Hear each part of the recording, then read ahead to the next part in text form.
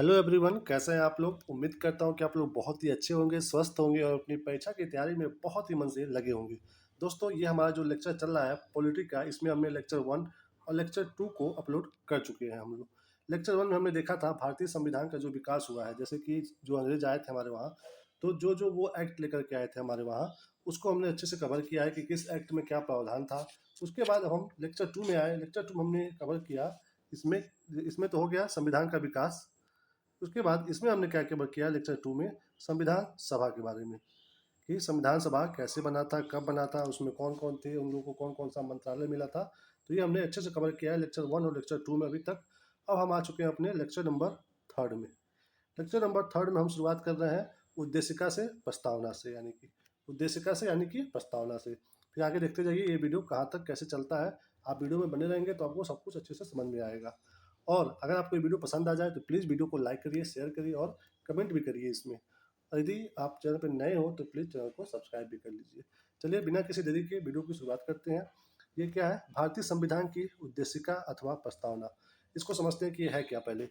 ये है उद्देशिका यानी कि प्रस्तावना। इसको हम लोग संविधान का एक छोटा संविधान बोलते हैं इसको, मतलब एक छोटा संविधान बोलते हैं इसको, क्योंकि हमको बस इतना सा ही, ये देखिए यहाँ पे सिर्फ इतना ही पढ़ने पे हमें पूरे संविधान के बारे में जो उसका मर्म है, उसका जो एक सार है, वो यहाँ पे समझ में आ जाता है। तो पहले देख लेते हैं कि ये है क्या चीज़।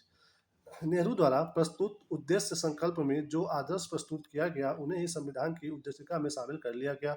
संविधान के 42वें संशोधन जो कि 1976 में हुआ था, यह संशोधित जो जो मतलब 1976 में जो संशोधन हुआ था 42वां, उसमें ये फाइनली ऐसा बन करके आया है। तो पढ़ते हैं कि हमारे संविधान की जो उद्देशिका यानी कि प्रस्तावना, उसमें क्या क्या दिया हुआ है। देखिए, हम भारत के लोग भारत को एक संपूर्ण प्रभुत्व संपन्न समाजवादी पंथ निरपेक्ष लोकतंत्रात्मक गणराज्य बनाने के लिए तथा उसके समस्त नागरिकों को, यानी कि यहाँ तक देखिए, ये जो यहाँ से यहाँ तक आप पढ़ेंगे तो इसमें क्या कह रहा है, हम भारत के लोग, यानी कि इस जो प्रस्तावना की बात हो रही है, इसमें सबसे मोस्ट इम्पॉर्टेंट चीज़ किसको बताया गया है, हम, यानी कि एक आम जनता को, हम भारत के लोग। ये मोस्ट इम्पॉर्टेंट है। यहाँ से समझ में आता है कि भारत का जो मेन पावर है भारत की जनता के हाथों में है। तो वही कह रहा है कि हम भारत के लोग भारत को एक संपूर्ण प्रभुत्व संपन्न मतलब होता क्या है, संपूर्ण मतलब पूरी तरह से, और प्रभुत्व संपन्न मतलब क्या होता है कि खुद से, मतलब कोई भी डिसीजन वो ले सकते हैं कि हमें किस देश के साथ कैसे संबंध बनाना है, किसके साथ कौन सा व्यापार करना है। इसके लिए ये पूरी तरह से ये मतलब प्रभुत्व संपन्न है, यानी कि एकदम से इंडिपेंडेंट है ये खुद पे डिसीजन लेने के लिए। तो इसका मतलब ये हुआ कि प्रभुत्व संपन्न है, समाजवादी है। समाजवादी मतलब क्या हुआ कि जो जैसे कि इस देश में जो निजी सामान है, उसको बस छोड़ करके बाकी जो भी सरकारी सामान रहेगा, सरकारी जो भी संपत्ति होगी, उस पे पूरे जनता का, यानी कि भारत में रहने वाले सभी जनता का समान अधिकार होगा। मतलब जैसे कि बस, सरकारी बस है, उसको आप मतलब जो भी भारत की जनता है उसको यूज़ कर सकती है। और यदि किसी का प्राइवेट बस है तो उसको छोड़ करके जो भी सरकारी बस है उसमें भारत का कोई भी आदमी आराम से बैठ सकता है। तो उसका मतलब है समाजवादी, यानी कि सरकारी चीज़ों को यूज़ करने के लिए सबको मतलब ये आज़ादी मिली हुई है। उसके बाद है पंथ निरपेक्ष। पंथ निरपेक्ष यानी कि भारत में कोई भी किसी भी एक धर्म को ही बढ़ावा नहीं दिया जाएगा, यानी कि यहाँ पे जितने भी धर्म हैं उन सभी धर्मों को समान नज़रों से देखा जाएगा। लोकतंत्रात्मक लोकतंत्रात्मक इसका क्या है कि जनता चुनेगी, लोकतंत्र, जनता चुनेगी किसको, अपने प्रतिनिधि को। लोकतंत्रात्मक यानी कि जो भी हमारे पार्लियामेंट में आकर के बैठेंगे हमारे प्रतिनिधि, उसको जनता चुन करके भेजेगी, लोकतंत्रात्मक।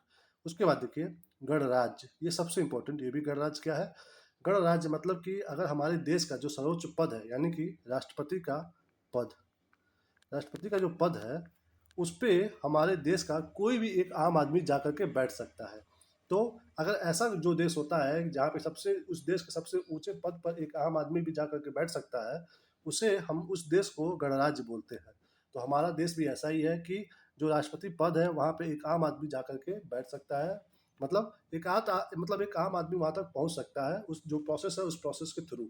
मतलब ऐसा नहीं है कि वहाँ पे मतलब फिक्स है कि बस यही लोग जाएंगे, ऐसा कुछ भी नहीं है, सबके लिए वो खुला हुआ है वो पोस्ट। तो ऐसे देश को बोलते हैं गणराज्य। जैसे कि आप इसका एग्जांपल ले लीजिए, उसको इंग्लैंड को। इंग्लैंड में प्रधानमंत्री का चुनाव होता है हमेशा, और जो वहाँ के राष्ट्रपति जो माने जाते हैं, राष्ट्रपति का जो एक दर्जा है वो मिला हुआ है वहाँ की जो प्रिंस, आप सुने होंगे कि वहाँ की प्रिंस ये है, ये प्रिंस है। तो जो मतलब इतिहास में जो हमारे प्रिंस वहाँ पे रहे हैं, उनको ही आज के समय में इंग्लैंड के राष्ट्रपति के रूप में माना जाता है। तो ऐसा सिस्टम हमारे वहाँ नहीं है कि पुश्तों से कोई चली आ रही एक फैमिली है, उसी के फैमिली के मेंबर को लोग को मतलब राष्ट्रपति मानते हैं।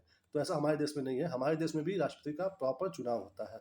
तो इसलिए हमारा देश क्या है, गणराज्य है, और इंग्लैंड जो है इस मामले में गणराज्य नहीं है। तो ये हो गया यहाँ पे। उसके बाद गणराज्य बनाने के लिए तथा उसके समस्त नागरिकों को, ठीक है, यहाँ पे बात हो गया। अब देखिए कि जो समस्त नागरिक हैं उनको क्या क्या मिल रहा है हमारे भारत में। ये देखिए, सामाजिक, आर्थिक और राजनीतिक न्याय, यानी कि भारत में जो रहते हैं लोग उनको 3 तरह का न्याय दिया जा रहा है। कौन-कौन सा? सामाजिक, आर्थिक और राजनीतिक, ये 3 तरह का उनको न्याय मिल रहा है। उसके बाद ये मतलब एक समस्त नागरिक, सभी नागरिकों को ये न्याय मिल रहा है। उसके बाद विचार, अभिव्यक्ति, विश्वास, धर्म और उपासना की स्वतंत्रता है। यानी कि ये 1, 2, 3, 4, 5 तरह का फ्रीडम दिया गया है किसको? समस्त नागरिकों को। उनके अपना विचार होगा, उनकी एक अभिव्यक्ति होगी, उनका एक अपना विश्वास होगा, बिलीफ सिस्टम होगा, उनका अपना एक धर्म होगा वो जिसके लिए वो फ्री होंगे मानने के लिए, और उपासना करने के लिए भी उनको आज़ादी दी जाएगी। तो ये 5 तरह की स्वतंत्रता हो गई भारत में। उसके बाद 2 तरह की समता यानी कि समानता की बात की गई है। तो वो 2 तरह का कौन है? प्रतिष्ठा और अवसर, इन दोनों की समानता है। यानी कि दो मतलब सबको पता मतलब समान प्रतिष्ठा मिलेगी और सबको समान अवसर मिलेगा। भारत में इसकी समानता की गई है। आगे देखिए, इसके बाद है व्यक्ति की गरिमा और राष्ट्र की एकता और अखंडता सुनिश्चित करने वाली बंधुता बढ़ाने के लिए। यानी कि यहाँ यहाँ पे व्यक्ति की गरिमा का ख्याल रखा जाएगा, प्लस राष्ट्र की एकता और अखंडता को सुनिश्चित करने वाली बंधुता, यानी कि यहाँ पे ऐसा भाईचारा बनाया जाएगा, आपस में ऐसे मिलजुल के रहा जाएगा जिससे हमारे देश की एकता बनी रहेगी और अखंडता बनी रहेगी। यानी कि हमारा देश एक साथ आगे बढ़ेगा और अखंड रहेगा, यानी कि कभी विभाजित नहीं होगा यहाँ पे। और बढ़ाने के लिए दृढ़ संकल्प होकर के अपनी इस संविधान सभा में आज तारीख 26 नवंबर 1949 को ये मतलब बताया है। उसके बाद इतद द्वारा इस संविधान को अंगीकृत, यानी कि उसको हम अपने दम अच्छे से मान रहे हैं, अधिनियमित उसको हम फॉलो करेंगे अच्छे से, आत्मार्पित, यानी कि हम संविधान को अंगीकृत कर रहे हैं, अधिनियमित कर रहे हैं और आत्मार्पित कर रहे हैं। मतलब उसको पूरी तरह से, मतलब इसका ये मतलब है कि पूरी तरह से कंप्लीटली उसको हम अपना रहे हैं। तो ये था हमारा क्या? प्रस्तावना, उद्देशिका, यानी कि प्रस्तावना। तो इसमें आप देख रहे होंगे कि शॉर्ट फॉर्म में आप सब समझ जा रहे हो कि हमारे संविधान में मेन चीज़, मेन कुंजी क्या है ये। तो आगे चलिए, ये देखिए, भारतीय संविधान में प्रस्तावना का विचार अमेरिका के संविधान से और प्रस्तावना की भाषा को ऑस्ट्रेलिया के संविधान से लिया गया है। तो ये दोस्तों आपके एग्जाम के लिए इंपॉर्टेंट हो जाता है। अभी हमने जो आपको पूरा समय ये प्रस्तावना पढ़ के बताया है, ये आपके एग्जाम में तो आने वाला नहीं है। एग्जाम में आपको ऐसे क्वेश्चन आएंगे कि जो भारतीय संविधान की जो प्रस्तावना का जो विचार है, विचार ये कहाँ से लिया गया है? तो ये लिया गया है अमेरिका से लिया गया है। आपको डायरेक्ट यही पूछेगा कि प्रस्तावना का, ध्यान दीजिएगा, प्रस्तावना का विचार, विचार पूछ रहा है, सोच, मतलब ये सोच कहाँ से आई कि हमारे संविधान में प्रस्तावना होनी चाहिए। ये सोच हमने कहाँ से ली? ये ली अमेरिका से, क्योंकि अमेरिका ने अपने संविधान में इस चीज़ को डाला हुआ था। तो वहाँ से ये विचार आया कि हम लोग भी अपने संविधान में प्रस्तावना को डाला जाए। तो ये कहाँ से लिया गया विचार आया? अमेरिका से आया। तो ध्यान दीजिएगा, विचार। और ये पूछ दे प्रस्तावना की भाषा, देखिए यहाँ पे विचार की बात कर रहा है, यहाँ पे भाषा की बात कर रहा है, लैंग्वेज कि कैसे लिखा जाएगा प्रस्तावना को। तो ये भाषा हमने कहाँ से लिया है? ये लिया है ऑस्ट्रेलिया से।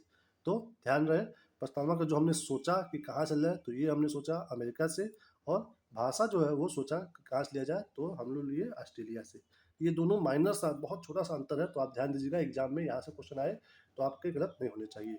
विचार अमेरिका से, भाषा ऑस्ट्रेलिया से प्रस्तावना का। आगे चलिए, प्रस्तावना की मुख्य बातें कि प्रस्तावना में है क्या क्या चीज़, जो हमने अभी आपको बताया ना, तो उसी को और आगे ये एक्सप्लेन कर रहा है, वो देखते हैं। संविधान की प्रस्तावना को संविधान की कुंजी कहा जाता है। यानी कि जिसने संविधान की प्रस्तावना को अच्छे से जान लिया, तो समझिए उसने संविधान को जान लिया, तो संविधान का ताला खुल गया। तो संविधान का सबसे मेन चीज़ क्या है? ये है प्रस्तावना। तो संविधान की क्या हो गई? कुंजी हो गई। आगे मतलब अगर आपके ऑप्शन में आ जाए, ये इंपॉर्टेंट लाइन है, एग्जाम में आपके आ जाए कि संविधान की कुंजी क्या है, और दे दे आपको मौलिक अधिकार, मौलिक कर्तव्य, और मतलब ये प्रस्तावना, और भी कुछ और दे दे, तो आपको ध्यान देना है कि न मौलिक कर्तव्य है, न मौलिक अधिकार है, ये क्या है? प्रस्तावना है। संविधान की कुंजी क्या है? प्रस्तावना है। तो इस एंगल से क्वेश्चन बन के आएगा एग्जाम में। आगे देखिए, प्रस्तावना संविधान का आरंभिक अंक होते हुए भी कानूनी तौर पर उसका भाग नहीं माना जाता है। तो ये अभी आगे पढ़िए, हमें इसको अभी नहीं जानना है, आगे देखिए। प्रस्तावना के अनुसार संविधान के अधीन समस्त शक्तियों का केंद्र बिंदु अथवा स्रोत भारत के लोग ही हैं। देखिए, मैंने अभी शुरू बताया ना कि संविधान का सबसे मेन स्रोत, सबसे मेन पावर किसके पास है, तो वो है भारत के लोगों के पास। भारत के लोगों के पास, भारत के लोग ही सबसे पावरफुल है भारत में।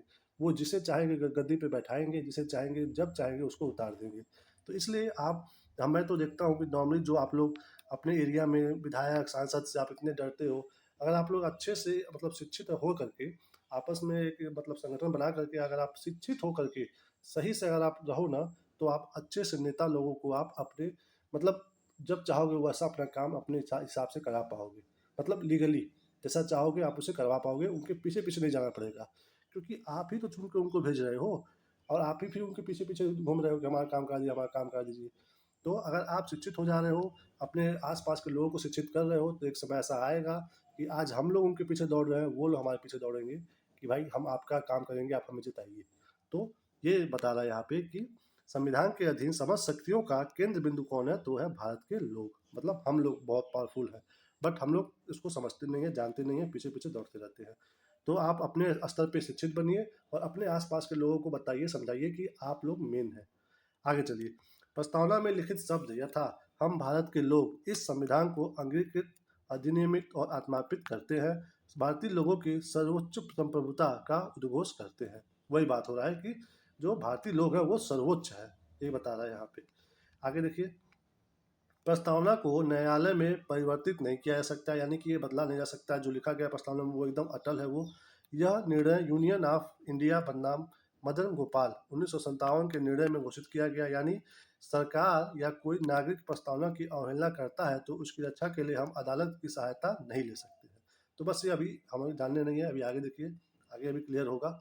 ये देखिए, बेरूबाड़ी बेरूबाड़ी यूनियन वाद जो कि 1960 में हुआ था, उसमें सर्वोच्च न्यायालय ने निर्णय दिया कि जहां संविधान की भाषा संदिग्ध हो वहां प्रस्तावना विधिक निर्वाचन में सहायता करती है। यानी कि इतना लंबा संविधान बना है हमारा, उसमें अगर कहीं आपको कोई भी मतलब अनुच्छेद, कोई भी लाइन नहीं समझ में आ रहा है, तो आप उसका मोटा मोटा रूप देख सकते हो किसमें, अपने इसमें प्रस्तावना में, यानी कि उद्देशिका में। तो यहाँ पे वो बता रहा है। आगे देखिए। बेरूबाड़ी वाद में ही सर्वोच्च न्यायालय ने प्रस्तावना को संविधान का अंग नहीं माना, यानी कि ये जो प्रस्तावना लिखा गया है, इसमें ये जो केस हुआ था बेरूबाड़ीवाद, इसमें ये हुआ कि प्रस्तावना जो है वो संविधान का हिस्सा नहीं है, यानी कि ये संविधान में प्रस्तावना नहीं माना जाता है, ये संविधान से इसको अलग माना जाता है। उसके बाद आगे देखिए। इसलिए विधायिका प्रस्तावना में संशोधन नहीं कर सकती है, परंतु सर्वोच्च न्यायालय के केशवानंद भारती बनाम केरलवाद राज्यवाद, ये दोस्तों बहुत बहुत मतलब ये मोस्ट इम्पॉर्टेंट ये केस है, ये केशवानंद भारती बनाम केरल राज्य का, जो कि 1973 में हुआ था। इसमें मतलब सुप्रीम कोर्ट ने क्या कहा कि प्रस्तावना संविधान का अंग है, इसलिए विधायिका संसद उसमें संशोधन कर सकती है। 1973 में ये हुआ कि ये मतलब जो क्या है कि प्रस्तावना जो है वो संविधान का पार्ट है, जो संविधान का पार्ट है उसमें संसद आराम से संशोधन कर सकती है। ये डिसाइड हुआ था किसमें, 1973 में जो केस था केशवानंद भारती केस, उसमें डिसाइड हुआ। तो बस आपको ये जानना है। आगे देखिए इधर, ये रुकिए, यहाँ पे केशवानंद भारती वाद में ही सर्वोच्च न्यायालय ने मूल ढांचा का सिद्धांत, यानी कि थ्योरी ऑफ बेसिक स्ट्रक्चर दिया तथा प्रस्तावना को संविधान का मूल ढांचा माना। यानी कि जो अभी हमने ऊपर देखा है केशवानंद भारती केस, इसी केस में ये डिसाइड हुआ कि संविधान में एक मूल ढांचा है, मतलब कि संविधान का जो हमने बनाया था वो जो है मतलब जैसे बना था वो मूल है। उसके अलावा आप मतलब उसमें आप जो मेन चीज़ है उसमें आप बदलाव नहीं कर सकते हो, उसके आगे पीछे कुछ चीज़ें आप मतलब बदल सकते हो। तो संविधान में क्या क्या मूल ढांचा है, क्या क्या मेन है, वो डिसाइड हुआ था किस केस में, केशवानंद भारती केस में। तो ये इंपॉर्टेंट हो जाता है कि संविधान का जो मूल ढांचा है वो किस केस से डिसाइड हुआ था, ये हुआ था केशवानंद भारती केस से। तो ये आपके एग्जाम में आ सकता है, याद रखिएगा, केशवानंद भारती केस से, जो कि 1973 का है। तो उसी केस के बाद डिसाइड हुआ कि हमने तय किया कि संविधान में ये पार्ट जो है ये मूल है, इसमें आप बदलाव नहीं कर सकते हो। यानी कि थ्योरी ऑफ बेसिक स्ट्रक्चर दिया तथा प्रस्तावना को संविधान का मूल ढांचा माना, और मूल ढांचा डिसाइड किया कि क्या क्या है उसमें। प्रस्तावना को भी कहा कि ये मूल ढांचा है हमारे संविधान का, यानी कि संविधान का ये पार्ट है। आगे देखिए। संसद संविधान की मूल ढांचा में नकारात्मक संशोधन नहीं कर सकती है। मतलब अब ये नहीं है कि प्लस उसमें लिखा हुआ है आपने पूरा उसको माइनस कर दिया। हाँ, इतना कर सकते हो आप कि संसद वैसा संशोधन कर सकती है जिससे मूल ढांचा का विस्तार हो, यानी कि उसको और अच्छा बनाया जाए, मतलब और अच्छा आप बना सकते हो और मजबूत कर सकते हो और उसको और स्ट्रॉन्ग बना सकते हो। आप ये मतलब संसद के पास बस ये शक्ति है कि वो जो हमारा ये उद्देशिका है, प्रस्तावना है, उसको थोड़ा सा उसको बढ़ा सकती है और उसको और मजबूत कर सकती है, लेकिन किसी भी कीमत पे वो उसको किसी भी मामले में कम या नेगेटिव नहीं कर सकती है। तो ये यहाँ पे वही लिखा हुआ है, यानी कि बदलाव कर सकती है। 42वें संविधान संशोधन अधिनियम 1976 के द्वारा इसमें समाजवादी, पंथ निरपेक्ष और राष्ट्र की अखंडता शब्द जोड़े गए हैं। तो देखिए, जो हमारा अभी हमने ऊपर पढ़ा है ना, ये देखिए यहाँ पे, ये यहाँ पे इस पेज पे, इसमें ये समाजवादी, पंथ निरपेक्ष और यहाँ पे कहा गया ये अखंडता, इस वर्ड को हमारे संविधान में जोड़ा गया है। कब? ये आगे चल के यहाँ पे जोड़ा गया, ये देखिए 1976 में। कौन सा संशोधन था? 42वां संशोधन। तो आपके एग्जाम में अगर ये आ जाए कि उद्देशिका यानी कि प्रस्तावना में संशोधन किस वर्ष में किया गया था, तो वो 1976 में किया गया था। क्या किया गया था? समाजवादी, पंथनिरपेक्ष और राष्ट्र की अखंडता शब्द को जोड़ा गया था, वो था 42वां संशोधन। या फिर आपके एग्जाम में ऐसे आ सकता है कि समाजवादी, पंथनिरपेक्ष और राष्ट्र की अखंडता शब्द को हमारे प्रस्तावना में किस संशोधन के द्वारा जोड़ा गया था। उसमें आपको दे देगा 41, 42, 43, 44। तो ध्यान देना है 42वां संशोधन का वो, जिसके तहत ये तीनों वर्ड जोड़े गए थे। आगे चलिए, भारत के संविधान की प्रस्तावना में 3 प्रकार का न्याय है, जो कि सामाजिक, आर्थिक और राजनीतिक का भी मैंने ऊपर बताया है। 5 प्रकार की स्वतंत्रता है, जिसमें विचार है, अभिव्यक्ति है, विश्वास है, धर्म है, उपासना है। और 2 प्रकार का समानता है, जो कि प्रतिष्ठा है और अवसर का उल्लेख किया गया है। तो आपके एग्जाम में यहाँ से ऐसे क्वेश्चन आ सकता है कि हमारे भारत के संविधान की जो प्रस्तावना है उसमें कितने प्रकार का न्याय दिया गया है। 1 प्रकार का, 2 प्रकार का, 3 प्रकार का या 4 प्रकार का। तो ध्यान देना है 3 प्रकार की न्याय की बात की गई है, सामाजिक, आर्थिक, राजनीतिक। तो आपको 3 वाले पे टिक करना है। एक क्वेश्चन ऐसे बन सकता है, एक क्वेश्चन यहाँ से ऐसे बनेगा कि हमारे प्रस्तावना में कितने प्रकार की स्वतंत्रता की बात की गई है। तो कितने प्रकार की है? ऑप्शन में रहेगा 1, 2, 3, 4, 5, कुछ भी दिया हो तो 5वें पे आपको सही करना है कि 5 प्रकार का हमें स्वतंत्रता बताया गया है हमारे प्रस्तावना में, जो कि विचार है, अभिव्यक्ति है, विश्वास है, धर्म और उपासना है। और अगर यहाँ से एक क्वेश्चन ऐसा आ सकता है कि कितने प्रकार की समानता की बात की गई है हमारे प्रस्तावना में। 1, 2, 3, 4। तो सही क्या होगा? 2। 2 प्रकार की समानता की बात की गई है हमारे प्रस्तावना में। तो यहाँ से दोस्तों 3 तरह के क्वेश्चन आपके बन सकते हैं, तो आप इसको ध्यान से देखिएगा। आगे चलिए, भारत का संविधान विश्व का सबसे बड़ा लिखित एवं सर्वाधिक व्यापक संविधान है, अतः मतलब यह अंशतः कठोर और अंशतः लचीला है। तो यहाँ पे बस आपको ये ध्यान देना है कि संविधान जो हमारा भारत का है वो विश्व में सबसे बड़ा लिखा हुआ संविधान है। सबसे अगर अगर पूरे देशों ने अपना अपना संविधान लिखा है, तो उस लिखने में सबसे बड़ा संविधान अगर कोई लिखने लिखते सबसे बड़ा बन गया है तो वो भारत का बना हुआ है। तो ये आप याद रखिएगा, ये भी क्वेश्चन यहाँ से बन सकता है। और यहाँ पे क्या लिखा है? अंशतः कठोर और अंशतः लचीला है। मतलब कठोर क्या है कि कुछ कुछ हमारे प्रावधान ये हैं कि आप मतलब उसमें बहुमत रहेगा तभी आप उसमें संशोधन कर सकते हो। और लचीला इस मामले में है कि कुछ कुछ इसमें प्रावधान ऐसे हैं कि आप नॉर्मल मतलब बहुमत नहीं रहेगा, आप नॉर्मल वोटिंग से भी उसको बदलाव कर सकते हो। तो इसलिए मतलब कुछ पार्ट इसका लचीला है और कुछ पार्ट कठोर है, जो आसानी से बदलाव नहीं हो सकता है। तो इसलिए ध्यान दीजिएगा, अगर आपके ऑप्शन में यहाँ से भी अगर प्रश्न ऐसे पूछ दे कि हमारा संविधान कैसा है, कठोर है, लचीला है और कम कठोर है, या फिर ये दे दे कि कठोर और लचीला दोनों है, तो ध्यान दीजिएगा कठोर और लचीला दोनों है हमारा संविधान। तो यहाँ से एक क्वेश्चन हो सके तो बन सकता है। तो ध्यान रहे कठोर भी है और लचीला भी है, दोनों है। आगे देखिए, नोट में क्या दिया हुआ है? नोट में है, लिखित संविधान की अवधारणा फ्रांस की देन है। प्रस्तावना में प्रयुक्त स्वतंत्रता, समानता, बंधुत्व शब्द फ्रांसीसी क्रांति से ही प्रेरित है। देखिए, ये भी आपके लिए मोस्ट इंपॉर्टेंट लाइन हो जाता है। ये अगर बता दें कि किसने कहा, किस देश को देख के हमने सीखा कि जो भी हमारा संविधान बनता है उसको कहीं न कहीं एक जगह लिखना चाहिए। तो ये हमें कहाँ से मिला अवधारणा? ये मिला हमें फ्रांस से।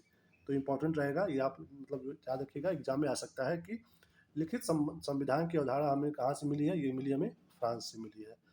ओके, आगे देखिए, प्रस्तावना में प्रयुक्त स्वतंत्रता, समानता और बंधुत्व शब्द फ्रांसीसी क्रांति से लिया गया है। अब ये देखिए दोस्तों, अगर आपके एग्जाम में ये आ जाए कि हमारे प्रस्तावना में स्वतंत्रता, समानता और बंधुत्व किस क्रांति से लिया गया है, उसमें दे दे श्वेत क्रांति और जो 3-4 क्रांति के नाम दे दे, तो उसमें आपको ध्यान देना है कौन सा फ्रांसीसी क्रांति। यानी कि इसी क्रांति में जो नारा चल रहा था स्वतंत्रता का, समानता का, बंधुत्व का, उसी नारे से हम प्रेरित हो करके इस शब्द को हमने अपने संविधान के प्रस्तावना में इंक्लूड कर लिया। तो वो कौन सी क्रांति से हम लोग प्रेरित थे? फ्रांसीसी क्रांति से। तो फ्रांसीसी क्रांति ये हुई कब थी, हमें यहाँ पे जान लेना है। ये हुई थी 1789 में शुरू हुआ था और 1799 में समाप्त हुआ था, खत्म हुआ था फ्रांसीसी क्रांति। और इसी क्रांति में वहाँ के लोगों के द्वारा ये फेमस नारा दिया गया था कि स्वतंत्रता की बात की गई थी, समानता की बात की गई थी और बंधुत्व की बात की गई थी। तो वहीं से प्रेरित होकर के हमने इन 3 वर्ड को उठा करके फ्रांसीसी क्रांति से हमने अपने संविधान के प्रस्तावना में रख दिया है। तो ध्यान रहे ये 3 वर्ड कहाँ से आए हैं? फ्रांसीसी क्रांति से, जो कि 1789 में शुरू हुआ था और 1799 में समाप्त हो गया था।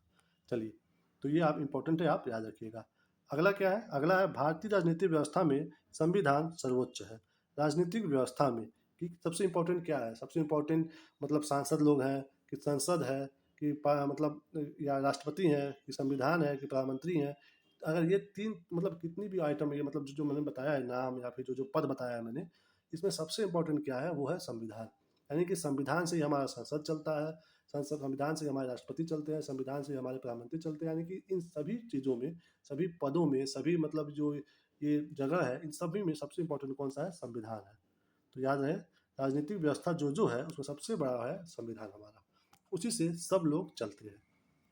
आगे देखिए, भारत का संविधान अपना प्राधिकार भारत की जनता से प्राप्त करता है। भारत का संविधान जो है वो भी अधिकार कहाँ से पाता है? भारत की जनता से ही। देखिए, इसमें म्यूचुअल है एक तरह से।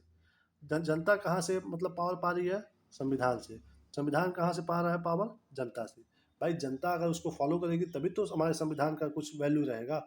संविधान बन गया, आप उसको फॉलो ही नहीं कर रहे हो और आप नहीं फॉलो कर रहे हो, धीरे धीरे धीरे धीरे संख्या ज़्यादा बढ़ती जा रही है, देश के लोग कोई लोग संविधान मान ही नहीं रहे हैं, तो उसको बनाने से फ़ायदा क्या होगा? तो इसीलिए ये दोनों एक दूसरे पे डिपेंडेंट है। यानी कि भारत की जनता संविधान पे डिपेंड है और संविधान भारत के लोगों पे डिपेंड है। क्योंकि कितने भी आप अच्छे कानून बना लो, आप उसको अच्छे आदमी के अगर रहेंगे तभी उसको फॉलो कर पाएंगे। जैसे हम लोग देखिए, एक कानून बनता है रेप को लेकर के। रेप लोग के कानून में अगर आप कोई भी कानून बनाते हो, जो रेप करता है उसको आप सजा दे देते हो, तो क्या वो मतलब खत्म हो जाएगा क्या? नहीं ना। कानून बना हुआ है, उसके तहत अगर वो जो रेप करता है उसको सजा मिल जाएगा। बट वो फिर आगे ऐसी चीज़ें होती रहती हैं। अभी आप देखें कोलकाता में क्या हुआ है वहाँ पे, तो ऐसे केसेस पहले भी हो चुके हैं हमारे वहाँ। बट क्या हुआ, आप उसको सजा दे दिए। बट जब तक सोसाइटी, समाज बदलाव में नहीं आएगा, मतलब एक एक इंडिविजुअल सोचेगा नहीं कि हमें मतलब बदलाव खुद से लाना है, हमें नियम के हिसाब से नहीं चलना है, हमें खुद एक इंसानियत के रूप में जीना है, तब तक हमारे उस देश में संविधान या फिर कोई भी नियम कानून, मतलब अगर वो खुद इंसान नहीं एक्टिव होगा तो फिर वो संविधान बनाना बेकार है फिर। तो इसलिए ये दोनों आपस में एक दूसरे पे डिपेंड है। आगे चलिए। ये भारत सरकार अधिनियम 1935 वह संवैधानिक दस्तावेज है जिसका भारतीय संविधान तैयार करने में गहरा प्रभाव पड़ा है। यानी कि अंग्रेजों के द्वारा जितने भी एक्ट लाए जा रहे थे हर 20-20 साल पे, तो उसमें जो 1935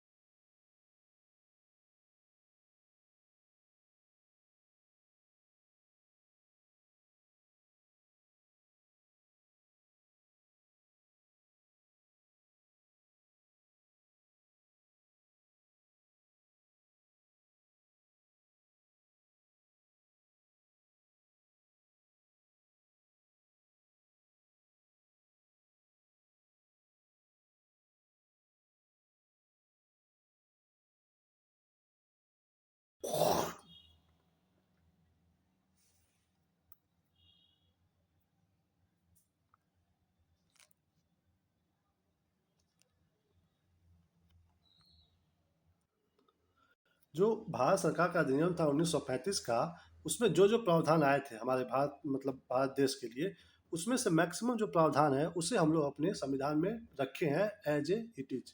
तो इसीलिए यहाँ पे अगर आपके एग्जाम में आ जाए तो कि मतलब ऐसे क्वेश्चन बन के आ जाए एग्जाम में कि कौन से एक्ट का ज़्यादा असर हमारे भारतीय संविधान पे पड़ा है, और एक्ट में मतलब दे दे आपको कि 1909 का एक्ट, 1919 का एक्ट, 1919 का एक्ट, या फिर 1882, या फिर 1935। तो ध्यान देना है कौन सा है।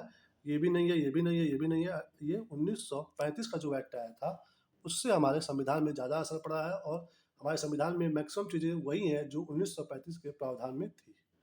तो ये ध्यान दीजिएगा, यहाँ से इंपॉर्टेंट क्वेश्चन बन सकता है। तो 1935 का जो प्रावधान था वो मोस्ट इंपॉर्टेंट था, ये याद रखिएगा। आगे देखिए, भारत के संविधान में संघीय शासन शब्द का प्रयोग कहीं भी नहीं किया गया है। संविधान में भारत को राज्यों का संघ घोषित किया गया है।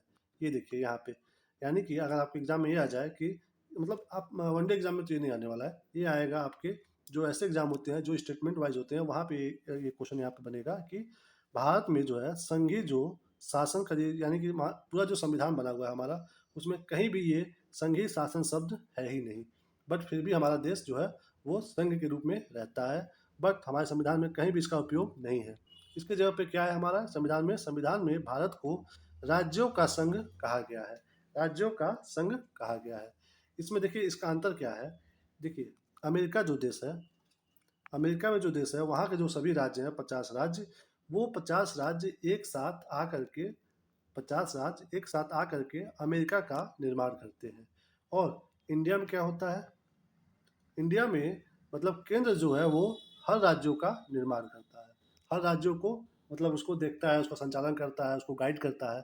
तो यहाँ पे क्या है, सुप्रीम जो है ये केंद्र है इंडिया में, इससे पूरे राज्यों को संचालित किया जाता है। अमेरिका में क्या है, सभी राज्य मिल करके यहाँ पे आकर के सेंटर में यानी कि अमेरिका को चलाते हैं। तो यहाँ पे ये मतलब ये चेंजेज है। तो इसलिए यहाँ पे क्या कहा जा रहा है कि संविधान में भारत को राज्यों का संघ घोषित किया गया है। मतलब सेंटर में मेन ये है, सेंटर मतलब केंद्र में ये है हमारा केंद्र सरकार, यहाँ से सभी राज्यों को कंट्रोल या फिर नियमित किया जा रहा है। तो ये यहाँ पे बेसिक सी बात है, आपके एग्जाम में शायद न आए, बाकी स्टेटमेंट वाले क्वेश्चन जो आते हैं उसमें इंपॉर्टेंट हो जाता है। अब देखिए, भारतीय संविधान के विदेशी स्रोत, यानी कि हमारे संविधान में जो जो पार्ट जो जो लिया गया है वो किस किस देश से लिया गया है, क्योंकि इतना बड़ा हमारा मतलब संविधान है जिसमें 22 भाग है, 395 अनुच्छेद है। तो ऐसा तो है नहीं कि ये सब हमारे देश में बैठे बैठे लोग सोच करके ही कि हाँ भाई ये नियम डाल दो, यहाँ पे नगर पालिका के बारे में डाल दो, पंचायत के बारे में डाल दो, संघ के बारे में डाल दो, मूल कर्तव्य के बारे में डाल दो। ऐसा कोई एक आदमी के दिमाग से नहीं आ सकता कि इतनी चीज़ें। ऐसा माना जाता है कि संविधान जो है अम्बेडकर जी ने लिखा है, लेकिन ऐसा नहीं है कि वो सारी चीज़ें खुद सोच करके लिखे हैं वो। उन्होंने भी क्या किया है, उन्होंने पहले जितने भी विदेश के मतलब जो देश थे जो बाहर के, उनके सभी संविधान को देखा, समझा, पढ़ा, और उसमें से जो जो हमारे देश के लिए जो रिलेवेंट था, जो मतलब जैसे मान लीजिए आप अमेरिका के संविधान उन्होंने पढ़ा, वहाँ पे जो नियम कानून ऐसा था जिसको हम लोग भारत में भी लागू कर सकते हैं और भारत में उसको लागू करने की ज़रूरत है, तो वैसे वैसे पार्ट को लिया गया है। तो इस तरह से हमारे देश के जो संविधान बना है उसमें कई कई देशों के संविधान का जो मेन चीज़ है जो हमारे भारत के लिए उपयोगी है वो लिया गया है। तो इसीलिए इसको हम लोग पढ़ रहे हैं भारतीय संविधान के विदेशी स्रोत, यानी कि कहाँ से हमने क्या क्या लिया है वो हम इसमें आगे पढ़ेंगे। और ये आपके एग्जाम के लिए बहुत ज़्यादा इंपॉर्टेंट हो जाता है। हमेशा इसमें से 1 से 2 क्वेश्चन आपके एग्जाम में जरूर आते हैं, एक क्वेश्चन तो पक्का आता है। तो इसलिए इसको हम लोग देख लेते हैं अच्छे से। ये देखिए, सबसे पहले क्या है, संयुक्त राज्य अमेरिका, यानी कि अमेरिका की बात हो रही है कि अमेरिका से हमने क्या क्या लिया है अपने संविधान में। सबसे पहले देखिए मेन चीज़ क्या है, प्रस्तावना, जो हम जिसके बारे में अभी जस्ट ऊपर पढ़े हैं, ये हमने कहाँ से लिया है, ये हमने लिया है अमेरिका से। अभी हमने ऊपर देखा है कि अमेरिका से हमने विचार लिया था, और हमने भाषा कहाँ से लिया था, ऑस्ट्रेलिया से लिया था। अभी जस्ट हमने ऊपर ही पढ़ा है, आपको याद होना चाहिए। प्रस्तावना हमने लिया है कहाँ से, अमेरिका से। उसके बाद है मौलिक अधिकार। मौलिक अधिकार हमने कहाँ से लिया है, ये भी हमने अमेरिका से ही लिया है। मौलिक अधिकार देखिए, मतलब मौलिक अधिकार आपको ऐसे याद रहेगा, मतलब इसके पीछे बहुत लंबी स्टोरी है, मैं उसको कैसे बताऊं, इसलिए मैं बस ये आप याद रखिए कि मौलिक अधिकार हम लोग अमेरिका से लिए हैं। उसके बाद है न्यायिक पुनरावलोकन। जैसे कि मान लीजिए आप कोई आपका केस हुआ दर्ज और कोर्ट ने निर्णय दे दिया, उसमें निर्णय दे दिया, आपको लग रहा है कि निर्णय सही नहीं आया है, तो आप फिर से पुनरावलोकन के लिए मतलब रिव्यू के लिए अगर बात करना चाह रहे हो, तो ये एक सिस्टम है ना कि आप किसी भी निर्णय को आप रिव्यू करवाओ कि भाई देखा जाए फिर से वो निर्णय सही आया कि नहीं आया है। तो ये जो प्रोसेस है ये भी हमने कहाँ से लिया है, ये भी हमने अमेरिका से ही लिया हुआ है। न्यायिक पुनरावलोकन, पुनरावलोकन है कि फिर से दोबारा पुनः उसका लोकन यानी कि अवलोकन फिर से उसका किया जाए, तो ये हमने लिया है कहाँ से, अमेरिका से। उसके बाद संविधान की सर्वोच्चता, हमारा संविधान ही सबसे सर्वोच्च है, ये हमने कहाँ से लिया है, ये अमेरिका से लिया है। न्यायपालिका की स्वतंत्रता, यानी कि हमारे देश में जो सुप्रीम कोर्ट है, ये जो निर्णय लेती है वो किसी भी मतलब यानी कि ये पार्लियामेंट के, प्रधानमंत्री के, राष्ट्रपति के प्रेशर में आकर के कोई भी निर्णय नहीं लेती है। ये एकदम से न्यायिक स्वतंत्रता, यानी कि एकदम स्पष्ट रूप से जो नेचुरल जो लॉ होता है, नेचुरल जो जस्टिस होता है वो करती है, जो एक मानवता के लिए सही होता है वो निर्णय लेती है कौन, न्यायपालिका। तो ये जो न्यायपालिका की स्वतंत्रता है कि न्यायपालिका पूरी तरह से स्वतंत्र रहेगी, किसी के कंट्रोल में नहीं रहेगी, ये हमने कहाँ से लिया है? अमेरिका से लिया है। उसके बाद आगे देखिए, निर्वाचित राष्ट्रपति एवं उस पर महाभियोग, ये भी हमने कहाँ से लिया है? अमेरिका से लिया है। जब जो अभी हमने ऊपर बताया ना कि राष्ट्रपति हमारे वहाँ चुने जाते हैं, आम आदमी भी राष्ट्रपति पद पे जा सकता है, अभी हमने पीछे ही अभी बताया है। तो ये जो प्रोसेस है कि राष्ट्रपति पद पे एक आम आदमी जा सकता है, ये एक तरीका, ये नियम हमने कहाँ से सीखा है? अमेरिका से ही सीखा है। और उस पर महाभियोग, महाभियोग मतलब कि राष्ट्रपति अगर एक आम आदमी जा कर के बन रहा है, अगर वहाँ उस पद पे जा कर के वो कोई गलती कर दे रहा है, तो उस पे महाभियोग लगाया जाएगा, यानी कि उसको हटाने का ये प्रोसेस है महाभियोग। तो आपके एग्जाम में भी कुछ आ सकता है कि महाभियोग किस पद पे लगाया जाता है? राष्ट्रपति, प्रधानमंत्री और सर्वोच्च न्यायालय के वो मतलब मुख्य न्यायाधीश, या फिर कुछ और दे दे ऑप्शन में, तो आपको ध्यान देना है कि महाभियोग किस पे लगाया जाता है? राष्ट्रपति पे लगाया जाता है महाभियोग। उसके बाद ये देखिए, अगला क्या है? उपराष्ट्रपति, यानी कि राष्ट्रपति और उपराष्ट्रपति, ये जो दोनों पद है हमारे देश के, हमने ये कहाँ से लिया है? अमेरिका से लिया है। उच्चतम एवं उच्च न्यायालयों के न्यायाधीशों को हटाने की विधि, यानी कि सुप्रीम कोर्ट और देश के सभी हाई कोर्ट, क्योंकि सुप्रीम कोर्ट एक है अपने देश में जो कि दिल्ली में है, और सभी राज्यों के अपने अपने राज्य में एक हाई कोर्ट होते हैं। तो उनकी बात कर रहा है ये कि उच्चतम एवं उच्च न्यायालयों के न्यायाधीशों के, यानी कि वहाँ के जो जज हैं, उनको कैसे हटाना है, उसका एक प्रोसेस है हटाने का कि उन्होंने क्या कर दिया है, तो उनको हटाने का क्या क्या प्रोसेस है। तो ये भी हमने कहाँ से लिया है? अमेरिका से लिया है। उसके बाद वित्तीय आपात कानूनों का समान संरक्षण की अवधारणा। वित्तीय आपात, देश में पैसे की कमी हो गई, तो वहाँ पे हमें कैसे क्या मतलब कानून लगाना है, वहाँ पे हमें देश को कैसे बचाना है, ये भी एक प्रोसेस है। इसको हमने कहाँ से सीखा है? अमेरिका से सीखा है।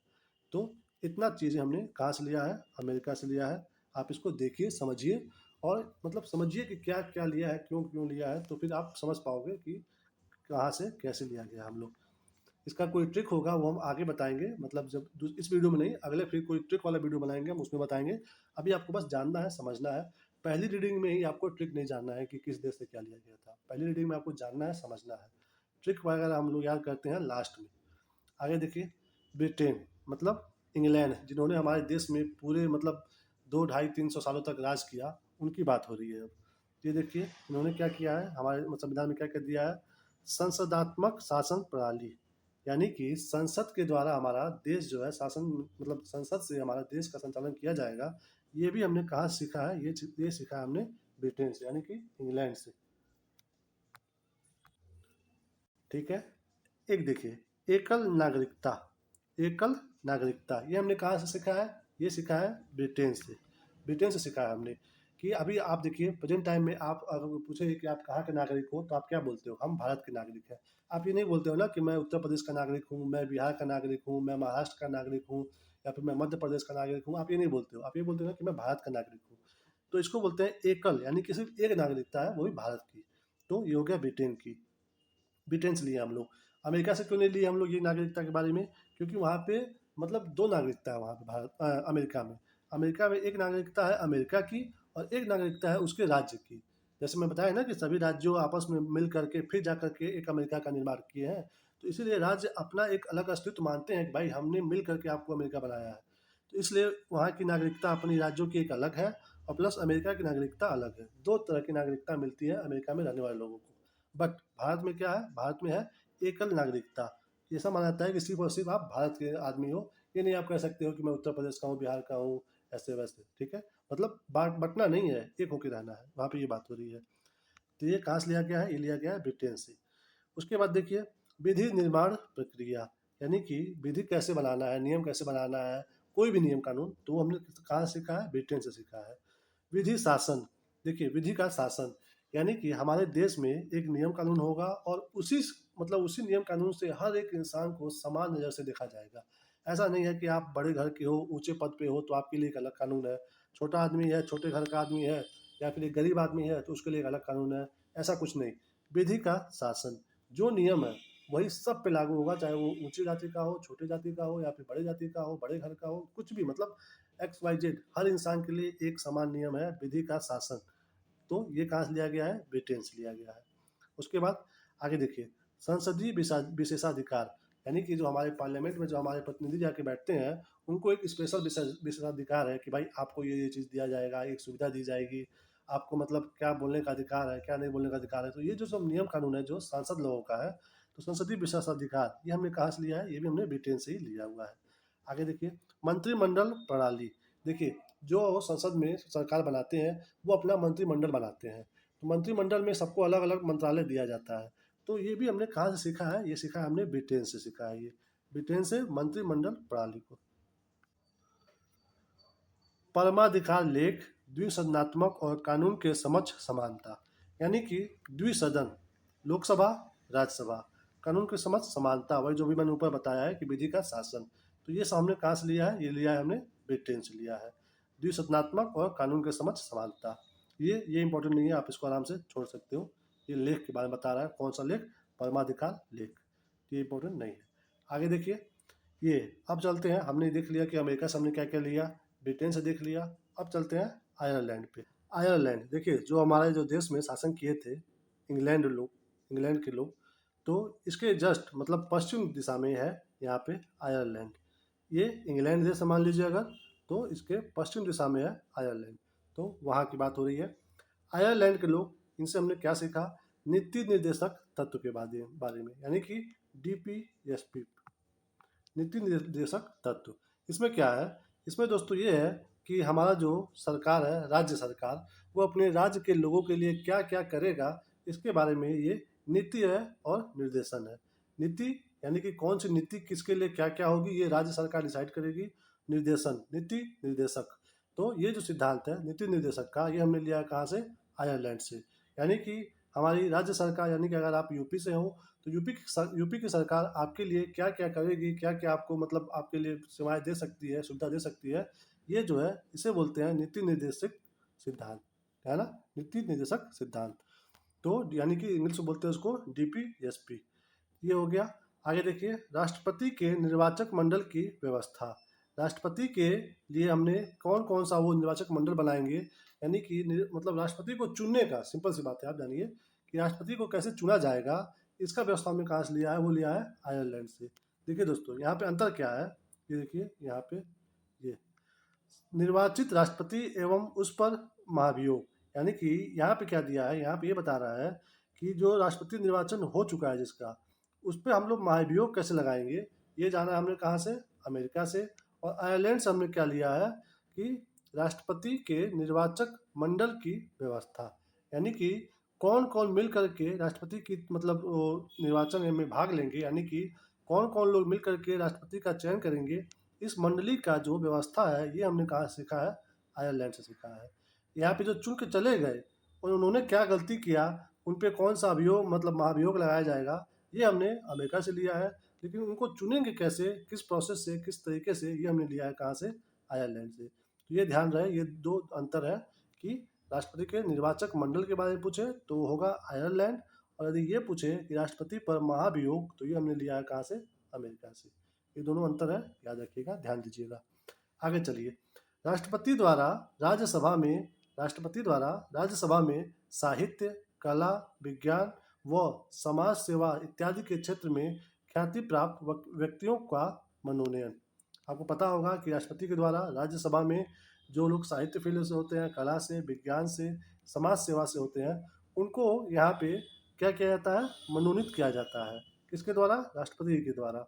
इसी इसी के तहत आप देखते होंगे कि इनको अभी सचिन तेंदुलकर को हमने उसमें राज्यसभा के सदस्य के रूप में मतलब मनोनीत किया गया था। तो वो यही प्रोसेस है कि ऐसे आदमी जो जिनका साहित्य में योगदान हो, हमारे भारत में कला के क्षेत्र में कोई योगदान हो, या फिर विज्ञान के क्षेत्र में कोई योगदान हो, या फिर समाज सेवा के क्षेत्र में योगदान हो, तो ऐसे आदमी को बिना किसी मतलब निर्वाचन मतलब मंडली की सहायता से, या फिर बिना किसी चुनाव के, सीधे राष्ट्रपति के द्वारा उनको राज्यसभा में मनोनीत किया जा सकता है। ये प्रोसेस हमने कहाँ से सीखा है, कहाँ से जाना है, तो ये आयरलैंड से सीखा है। तो ये ध्यान रहे, राज्यसभा में सिंपल से जानिएगा कि राज्यसभा में मनोनीत सदस्यों का जो प्रोसेस है, ये हमने कहाँ से सीखा है, आयरलैंड से सीखा है। राज्यसभा में, लोकसभा में नहीं, राज्यसभा में। आगे चलिए, ये ऑस्ट्रेलिया से हमने क्या क्या सीखा है, अब इसको देखते हैं। ऊपर हो गया अमेरिका का, हो गया ब्रिटेन का, हो गया आयरलैंड का, हो गया। अब चलते हैं ऑस्ट्रेलिया पे। तो ऑस्ट्रेलिया से हमने क्या क्या सीखा है, ये देखिए, प्रस्तावना की भाषा। अभी हमने ऊपर ही देखा है कि प्रस्तावना की भाषा क्या होगी, हमने ये सीखा है कहाँ से, ऑस्ट्रेलिया से। और प्रस्तावना की मतलब विचार कहाँ से आया था, वो आया था ऊपर हम देखा हमने अमेरिका से। साथ साथ आप देखते चलिए, याद करते चलिए। प्रस्तावना की विचार आया अमेरिका से और भाषा आया कहाँ से, आया ऑस्ट्रेलिया से। उसके बाद है समवर्ती सूची का प्रावधान। समवर्ती सूची, हमारे देश में 3 सूचियाँ हैं। वो मतलब 3 सूची कौन कौन सा है वो देख लीजिए यहाँ पे। एक है राज्य सूची, दूसरा है संघ सूची, एक है समवर्ती सूची। इसका मतलब समझ पा रहे हो क्या है आप। राज्य सूची यानी कि एक सूची होगी, एक लिस्ट होगा जिसमें जो जो काम दिया होगा वो राज्य करेगा। एक ऐसा लिस्ट होगा जिसमें कुछ कुछ काम लिखा होगा, उसको कौन करेगा, संघ यानी कि सेंटर यानी कि केंद्र सरकार करेगी। और एक सूची ऐसा होगा जिसको बोलेंगे हम लोग समवर्ती सूची, उसमें ऐसा ऐसा लिस्ट होगा जिसमें संघ भी यानी कि केंद्र भी उस पर नियम बना सकता है और उस मैटर पे राज्य भी नियम बना सकता है। तो ऐसे नियम जिसमें जिस लिस्ट में होते हैं वो बोलते हैं समवर्ती सूची। और जिसमें सिर्फ और सिर्फ केंद्र सरकार नियम बना सकता है उसको बोलते हैं संघ सूची। और जिसपे राज्य बना सकता है उसको बोलते हैं राज्य सूची। तो इनमें से जो 3 सूची दिया है उसमें से जो समवर्ती सूची है जिसके ऊपर केंद्र और राज्य दोनों नियम बना सकते हैं, वो सूची हमने कहाँ से लिया है, अपने संविधान में ऑस्ट्रेलिया से लिया है। तो ये हो गया। आगे देखिए, केंद्र व राज्य के बीच संबंध तथा शक्तियों का विभाजन, यानी कि केंद्र और राज्य के बीच में क्या संबंध होंगे, क्या क्या चीज़ें ट्रांसफर होगी, क्या क्या सहायता होगा, इसके बारे में। प्लस कौन सा काम राज्य का है तो वो राज्य ही करेगा और कौन सा काम ऐसा है राज्य में जो केंद्र करेगा। तो ये सब जो है शक्तियों का विभाजन और संबंध हमने कहाँ से सीखा है, ऑस्ट्रेलिया से सीखा है। कहाँ से, ऑस्ट्रेलिया से। उसके बाद है संसद के दोनों सदनों की संयुक्त बैठक, व्यापार, वाणिज्य और समागम की स्वतंत्रता। यानी कि संसद के दोनों सदन की संयुक्त बैठक, कोई ऐसा बैठक हो गया जहाँ पे लोकसभा और राज्यसभा दोनों एक साथ बैठ करके निर्णय ले रहा है, उसको बोलते हैं संयुक्त बैठक। तो ये हमने कहाँ से सीखा है, ऑस्ट्रेलिया से। व्यापार, वाणिज्य और समागम की स्वतंत्रता हमने कहाँ से सीखा है, ये भी ऑस्ट्रेलिया से ही। व्यापार के बारे में, वाणिज्य के बारे में और समागम की जो स्वतंत्रता है हमने सीखा है कहाँ से, ऑस्ट्रेलिया से सीखा है। ये इंपॉर्टेंट है, याद रखिएगा। आगे देखिए, ये जर्मनी। जर्मनी से हमने क्या सीखा है, आपातकाल के प्रवर्तन के दौरान राष्ट्रपति को मौलिक अधिकार संबंधी शक्तियाँ। देश में आपातकाल लगता है, आपातकाल में ऐसा होता है कि जो भी राज्य सरकार होती है उनको हम लोग मतलब डिसॉल्व कर देते हैं, यानी कि उनको समाप्त कर देते हैं और सीधा शासन हो जाता है किसका, केंद्र सरकार का। तो उस समय में राष्ट्रपति के पास मौलिक अधिकार के संबंधी क्या क्या पावर रह जाते हैं, वो हमने कहाँ से सीखा है, जर्मनी से। यानी कि आपातकाल के समय में राष्ट्रपति क्या क्या कर सकता है, ये हमने कहाँ से सीखा है, जर्मनी से। कहाँ से, जर्मनी से। तो जर्मनी से ये चीज़ है, याद रखिएगा, एक ही चीज़ है, इंपॉर्टेंट है, याद रखिएगा।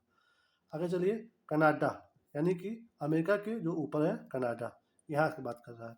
कनाडा से हमने क्या सीखा है, संघात्मक विशेषताएं। संघात्मक यानी कि वही जैसे हमने बताया ना अभी कि सारे राज्य मिल करके एक साथ रहते हैं, उसको संघ बोलते हैं। तो उसकी क्या क्या विशेषताएं हैं कि अगर आप एक साथ रहोगे तो उसमें क्या क्या क्वालिटी आप में होनी चाहिए, ये हमने कहाँ से सीखा है, कनाडा से सीखा है।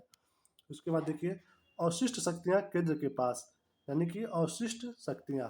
अभी हमने देखा है ना समवर्ती सूची, समवर्ती सूची जिसपे केंद्र और राज्य दोनों मतलब नियम बना सकते हैं।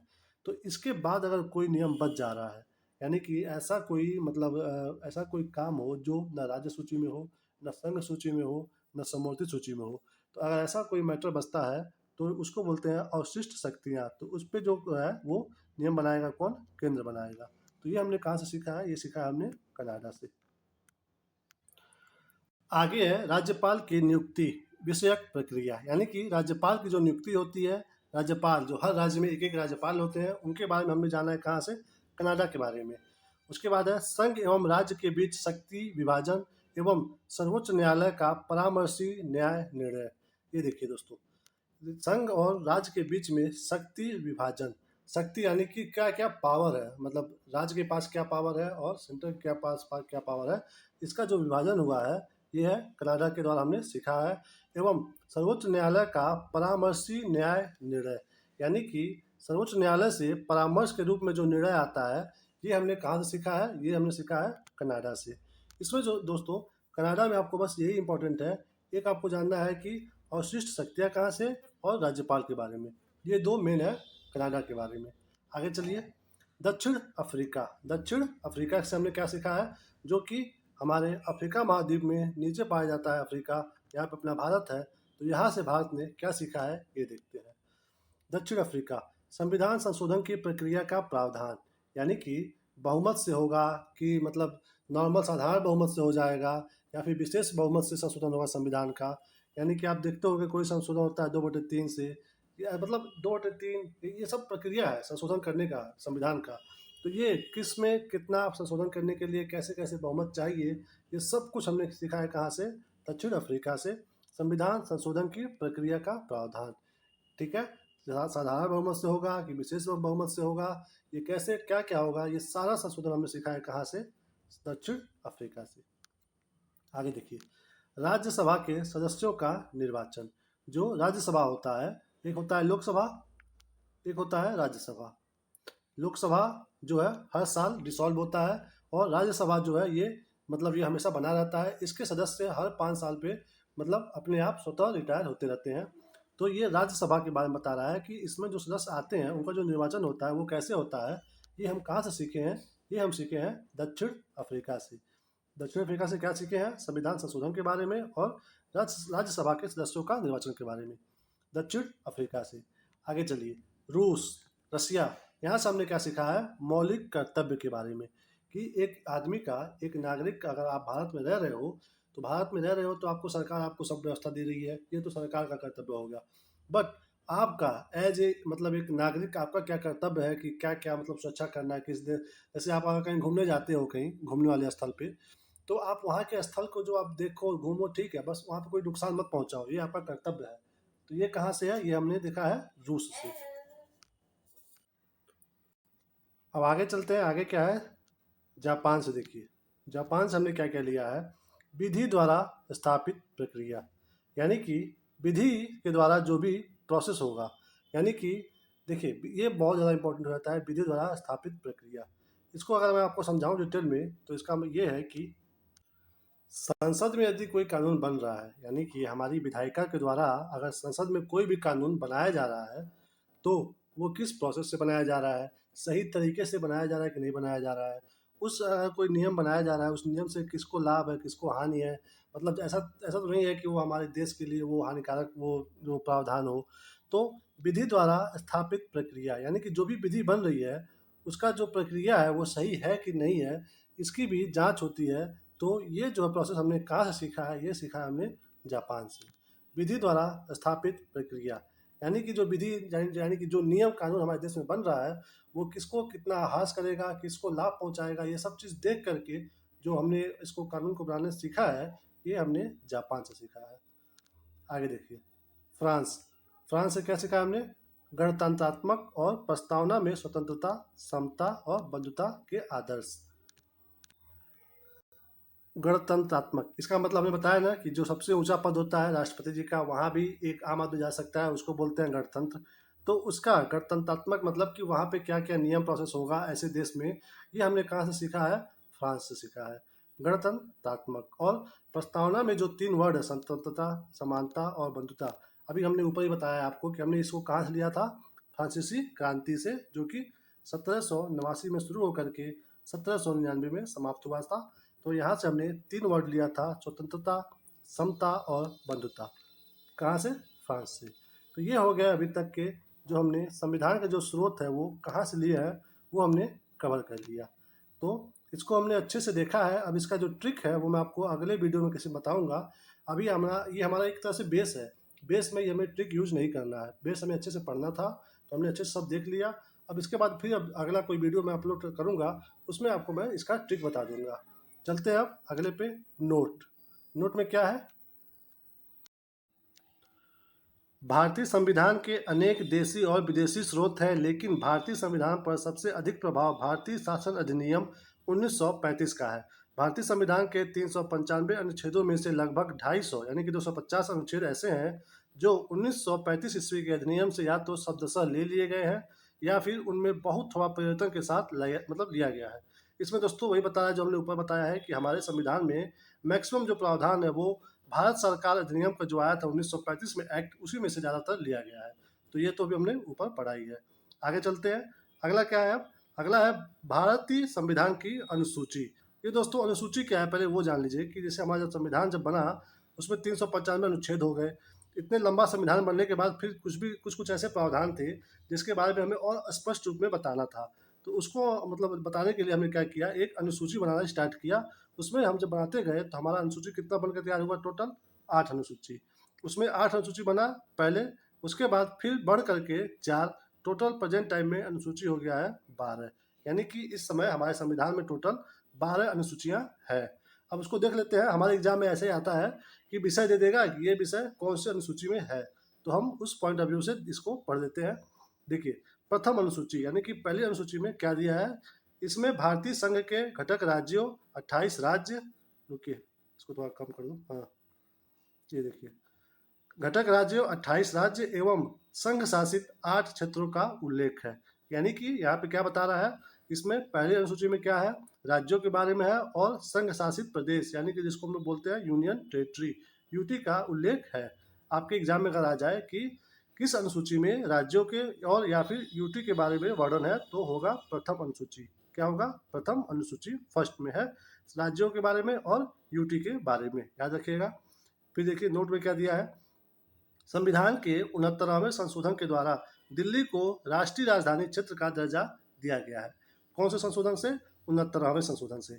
इसमें सन नहीं दिया हुआ है, तो सन दोस्तों ये संशोधन हुआ था 1991 में। तो यहाँ से भी क्वेश्चन आपके एग्जाम में आता है कि दिल्ली को राष्ट्रीय राजधानी का जो क्षेत्र का दर्जा दिया गया था वो कौन से संशोधन से दिया गया था, तो 69वें संशोधन से, जो कि 1991 में हुआ था। तो ये लाइन भी आपके लिए, ये नोट इंपॉर्टेंट हो जाता है। दिल्ली को राष्ट्रीय राजधानी का दर्जा 69वें संशोधन से दिया गया है। आगे चलिए, अब पहला तो देख लिए हम, संघ और यूटी के बारे में दिया हुआ है।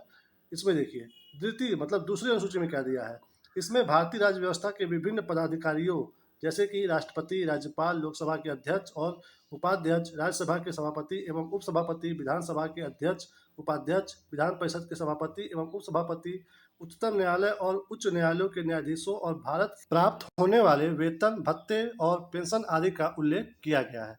यानी कि सिंपल सी बात, आपको बस ये जानना है कि दूसरी अनुसूची में क्या दिया हुआ है, वेतन और भत्ते, वेतन, भत्ते और पेंशन।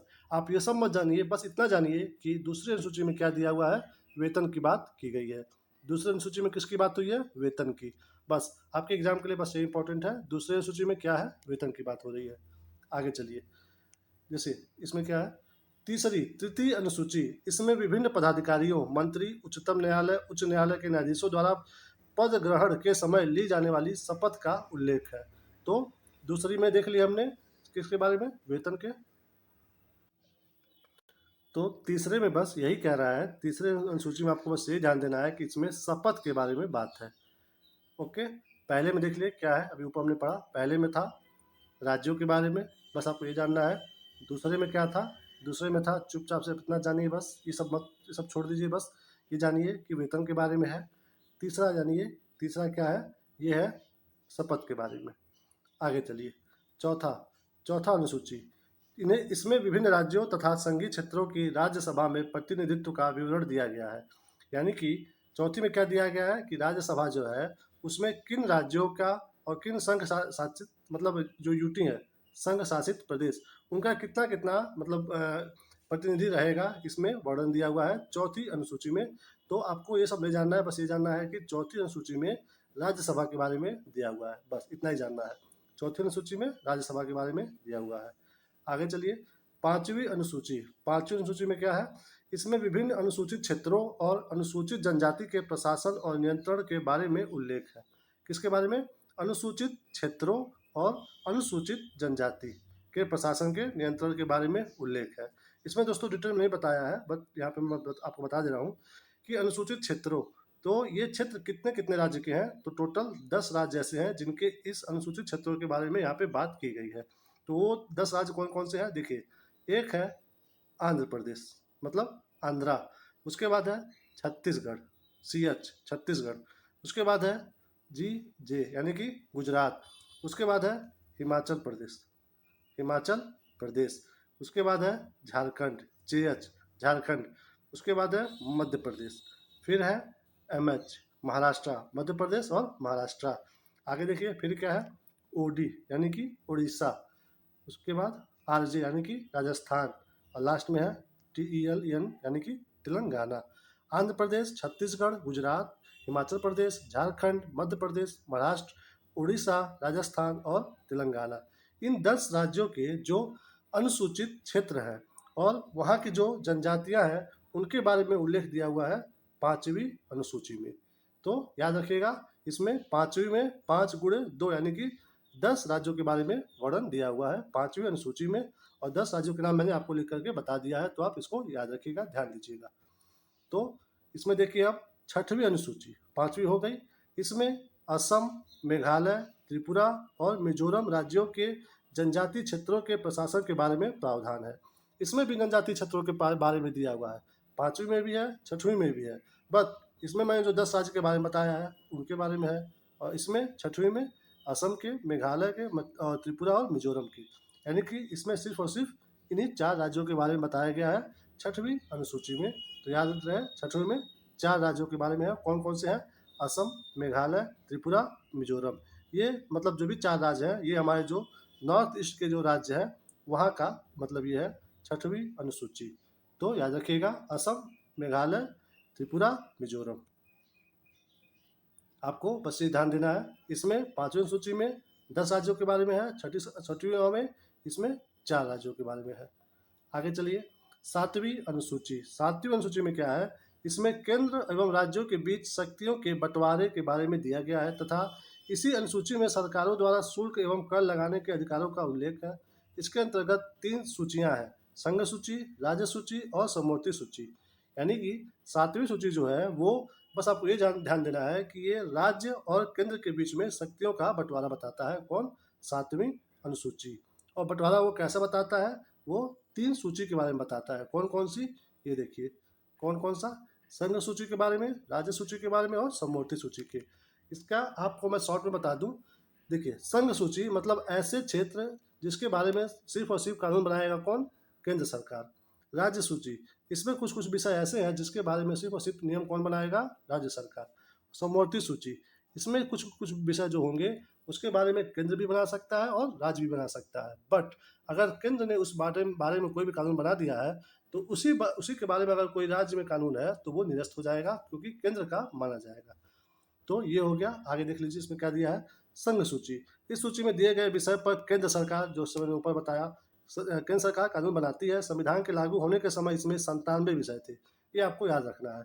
संघ सूची में कितने विषय थे? 97, 97, यानी कि 97 ऐसे विषय थे उस समय जिसपे केंद्र जो है नियम बनाता। प्रेजेंट टाइम में, वर्तमान में 100 विषय हो गए हैं, यानी कि 100 ऐसे क्षेत्र हो गए हैं जिसमें अब केंद्र सरकार सीधे सीधे अपना वो नियम बनाता है। वो कौन कौन सा क्षेत्र है यहाँ पे देख लीजिए शॉर्ट में। देखिए, देश की प्रतिरक्षा, यानी कि देश की रक्षा की जो बात होती है, विदेशी मामले, युद्ध एवं शांति, रेल, डाक, तार, मुद्रा, परमाणु शक्ति आदि।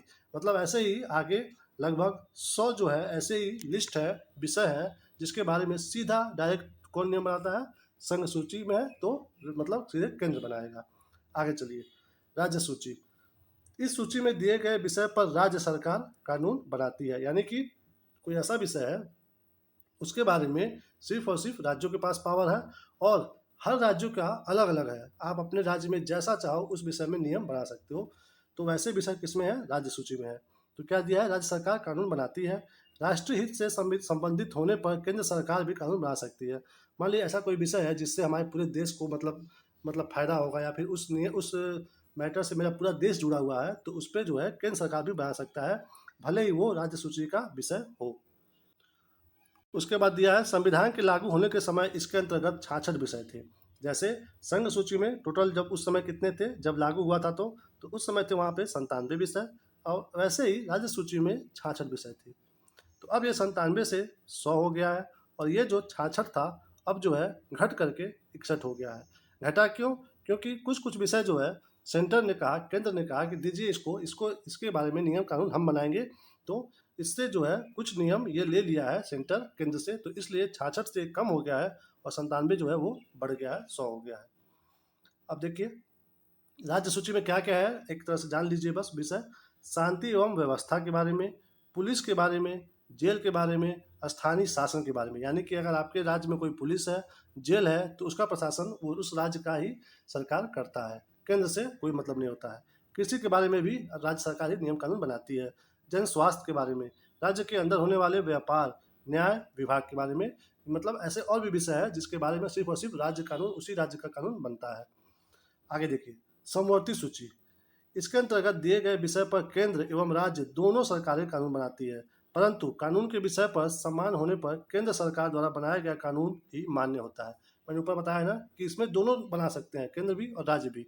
बट उसी मैटर पे अगर अगर केंद्र ने कोई मतलब नियम बना दिया है, तो उस विषय का जो नियम बनाया हुआ है राज्य ने, वो अपने आप समाप्त हो जाएगा और केंद्र का ही माना जाएगा।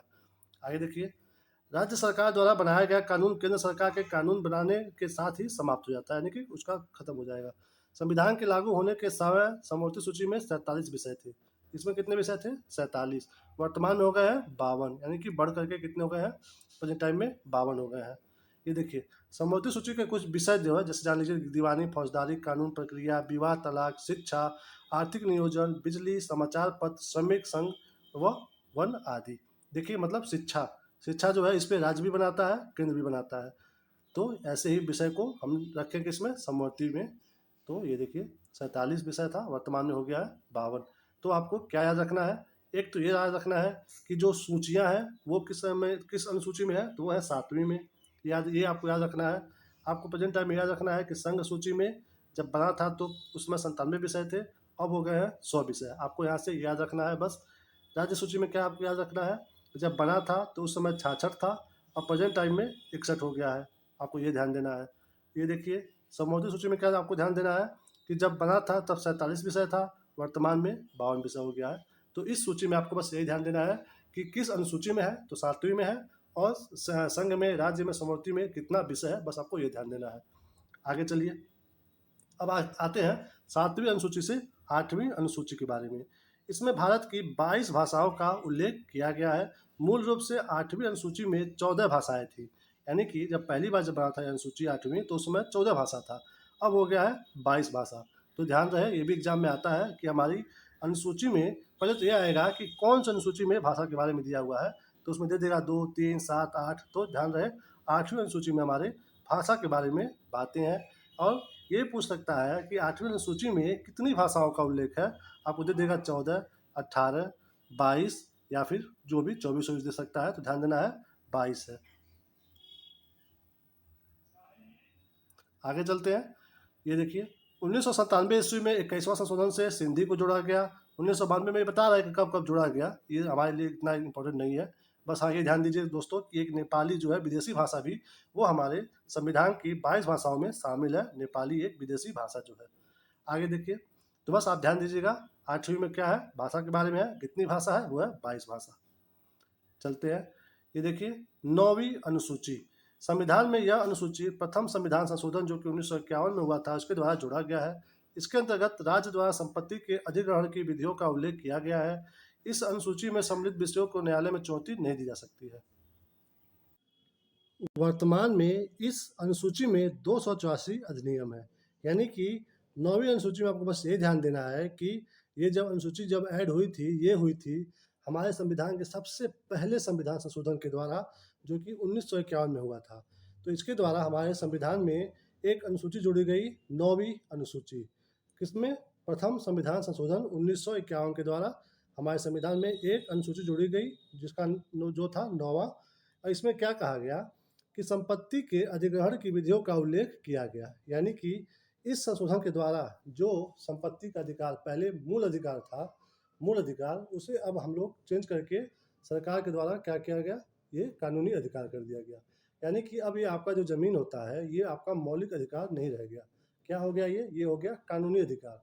आप मतलब ये नहीं है कि ये मेरा मूल, मतलब ये मेरा मौलिक है, ये मैं आप मतलब अगर ऐसा इसलिए हुआ कि अगर सरकार कोई रोड बनाना चाह रही है, कोई भवन बनवाना चाह रही है, वहाँ पे आपका ज़मीन पड़ गया, आप उसको दोगे ही नहीं। कहोगे कि ये मेरा मूल, मतलब ये मूल कर्तव्य में आए, मतलब उसमें सॉरी मूल अधिकार है मेरा, ये ज़मीन मेरा है। तो सरकार को कोई भी काम करने में बाधा ना आए, इसलिए सरकार ने ज़मीन को, जायदाद जो भी होता है, उसे जो है मूल अधिकार से हटा करके उसे कानूनी अधिकार बना दिया है कि अगर आपकी ज़मीन सरकार लेती है तो आप उस पर कानूनी कार्रवाई कर सकते हो, आपको प्रॉपर मुआवजा दे दिया जाएगा। बस ये नहीं है कि आपका ये मूल अधिकार हो गया और आपसे सरकार नहीं ले सकती है। तो इस चीज़ से ही बचने के लिए सरकार ने सबसे पहला संविधान संशोधन किया जो कि 1951 में किया, और संपत्ति जो है उसे मौलिक अधिकार से हटा करके कानूनी अधिकार बना दिया, जो कि 9वीं अनुसूची में है। आगे देखिए, रुकिए इसको छोटा करते हैं। ये देखिए नोट। अब तक यह मान्यता थी कि अब तक यानी कि कब तक, 2007 तक, कि संविधान की 9वीं अनुसूची में सम्मिलित कानूनों की न्यायिक समीक्षा नहीं की जा सकती। कि अगर सरकार ने कह दिया है कि ये ज़मीन अगर हमको चाहिए, उस बारे में अगर आपने कोई कार्रवाई कर दिया है, और मतलब देखिए सरकार और कोर्ट उस समय सबका एक ही जैसा होता था कि जो सरकार चाहती थी वही कोर्ट निर्णय देता था। तो सरकार मतलब ये कह दिया था कि कोई भी केस होगा जो 9वीं अनुसूची से रिलेटेड होगा, यानी कि ज़मीन से मतलब संबंधित जो भी केस होगा, उसके बारे में जो कोर्ट निर्णय दे देगा, उस पे आप दोबारा ये नहीं कहोगे कि ज़रा इसको फिर से रिव्यू करिए, कि इसका फिर से मतलब दूसरा आप इसको एक बार और देखिए, आप इसमें क्या हो सकता है, नहीं। जो कोर्ट ने एक बार कह दिया वही फाइनल है। तो ये नियम था 2007 तक कि 9वीं अनुसूची में अगर कोई केस आता है संबंधित 9वीं अनुसूची से, तो उस पे एक बार जो निर्णय आ जाएगा, दोबारा निर्णय के लिए आप अप्लाई नहीं कर सकते हो। ये था 2007 तक, 2007 तक।